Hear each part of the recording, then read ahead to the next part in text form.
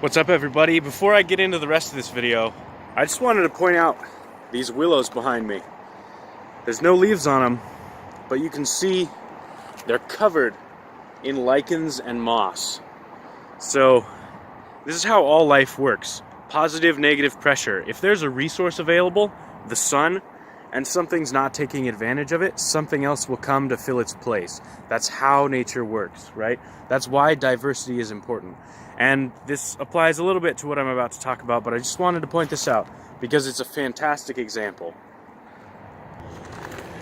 Hey everybody, welcome to Fontanalis. This channel is about adding better thinking to the world through models, frameworks, and metaphors. And today's video is about cell populations and why it's so important that we have anabolic and catabolic cycles. So I'm going to use an analogy for this video. Think of your cellular populations as populations of bears, little bears that are on creeks in the Alaskan wilderness, all right? So every summer, fish come down the rivers and into these creeks. We got Chinook salmon, we got sheefish, we got taimen. Every once in a while, a taimen will eat one of the bears, but most of the time, the bears are just eating whatever you send down there, right?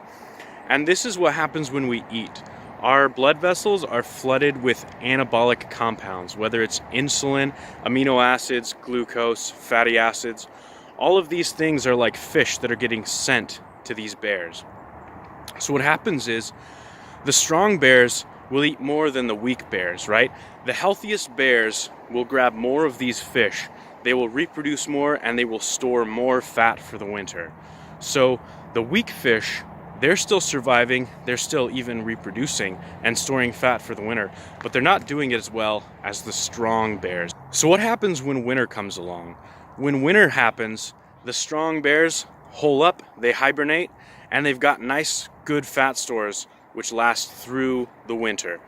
But the bears that are weak, they don't have as much resources, so the longer that winter lasts, the more of the weak bears die off, right? So during a winter, strong bears, strong healthy cells stay alive, and weak bears, weak unhealthy cells die off, right? Apoptosis happens, all of these catabolic processes kill off the cells which are weak. And this is where it's important to note that these are truly populations of cells, right? They subsist on the product of our blood just as any other population subsists on its environment, right? So that's kind of what we need to understand. The strong cells survive because they're better able to capture the food which is in their environment, which just so happens to be the blood and the extracellular fluid.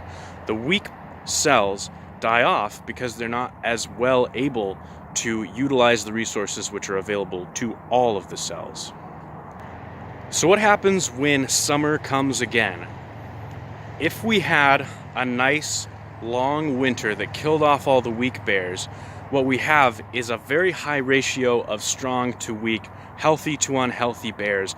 And those bears are able to capture more of the resources which come down the river. They're able to reproduce more. And every time this happens, every time there's a strong summer and a strong winter, or a highly anabolic period of eating followed by a very long period of not eating, right? Feasting followed by fasting, you have an upregulation, or rather an increase in the ratio of strong cells to weak cells, right? You got more strong bears and less weak bears because the summers are more summery, they have more food, and the winters are more wintry, they kill off more weak bears, right? That's how our body works. So what happens when we eat 6 small meals a day? When we do this, it's just an infinite summer, right? It's not a lot of fish coming down the river, but it's enough to sustain the populations of all the strong and weak bears, right? So the strong bears aren't flourishing because there's not enough resources to do so, but the weak bears aren't dying off because you're still experiencing this summer, this anabolic growth period, right? And all of the bears reproduce. So if you want to age quickly, just don't kill off your weak bears, right? Let those weak bears survive by eating these 6 small meals a day, right? Eating this way that no one in the past has ever eaten. Think about that. In the past, people were working all day. People were doing things with their lives. they weren't spending all their time eating and snacking, right? It's completely unnatural. In the primordial times, we would gather together as a tribe once, maybe twice a day to eat, to have a feast. And then we would be working, socializing, hunting, defending the tribe for the rest of the day.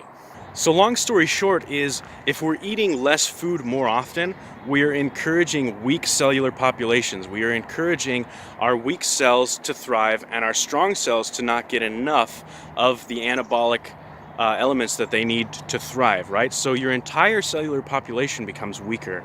Now, if you eat 1 meal a day, 2 meals a day, even 3 meals a day with some good intermittent fasting, 14, 16 hours, you are allowing a long winter to come and kill off your weak bears.